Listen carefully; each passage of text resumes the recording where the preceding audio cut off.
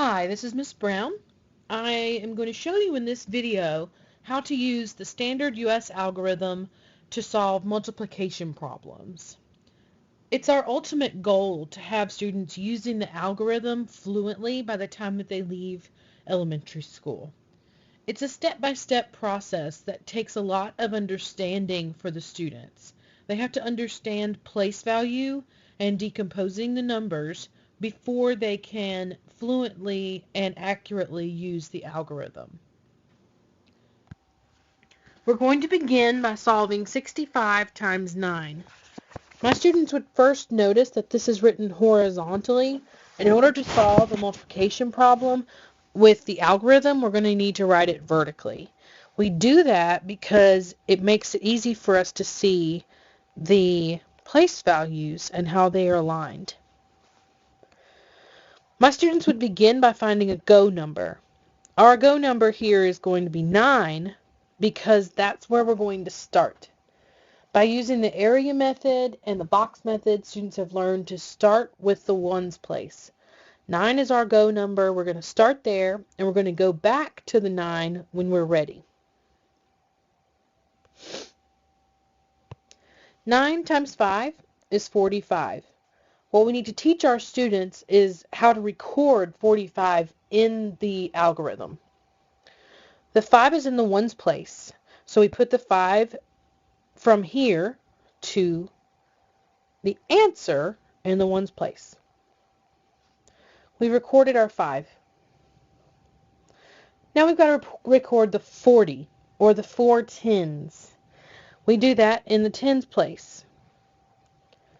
In my classroom, when I first introduce the multiplication algorithm, we add a plus sign there because to solve this problem, they need to add 4 tens.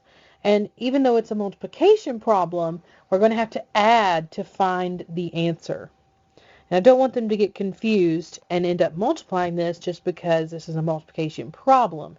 So we put the plus 4 to remind us that we're adding 4 tenths. 9 times 6 is 54, plus 4 is 58. So I have 58 tens, which is equal to 580. I added the 4 tens to that number here. I've already done that. 580 plus 5 is 585. We're going to use the same method to solve this problem. 74 times 27. 7 is our go number here, so we start with that because it's in the ones place. We use what we know. 7 times 4 is going to be 28. The 8 is in the ones place, so we record it here. The 2 is in the tens place, so we're going to add those 2 tens there. Then we move to 7 times 7. 7 times 7 is 49. We have to add these 2 tens. 49 tens plus 2 tens is 51 tens.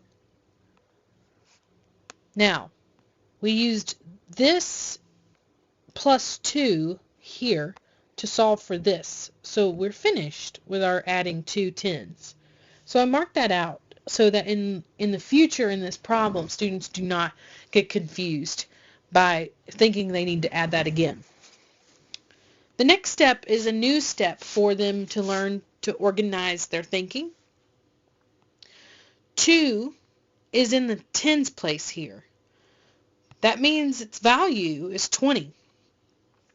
Anything you multiply by 20 is going to have a 0 in the ones place. So we add a 0 there. It does not matter what number is here. Because it's in the tens place, the answer is always going to end with a 0. So it's okay to always put the 0 there. That's a great way to help you organize your thinking. So then we solve 2 times 4. 2 times 4 is 8. 2 times 7 is 14.